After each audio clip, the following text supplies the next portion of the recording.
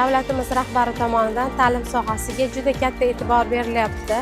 Xususan, 159-maktabimizda 2007-yilda kapital ta'mirdan chiqqan maktabimiz hozirgi kunda rekonstruksiya ishlari hamda 840 o'rinli qo'shimcha bino barpo etilmoqda. Hozirgi kunda qurilish jarayonlari mart oyining boshlarida boshlandi. Ishlar jadal qizg'in davom etmoqda.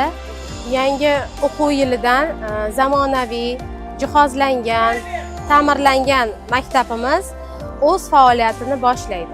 Mana biz tender orqali mana shu 159-maktabni yutib oldik. Mart oyidan boshlab ishni boshladik.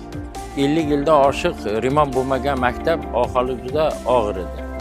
Bunga rekonstruksiyaga nima asosiy bajarilishi kerak bo'lgan ishlar? Fasad, qirovli, ichki jihoz, santexnika ishlari, elektrifikatsiya ishlari, pol, xo'sh, bundan tashqari yana qo'shimcha yangi bino bo'lyapti, 840 o'rinli.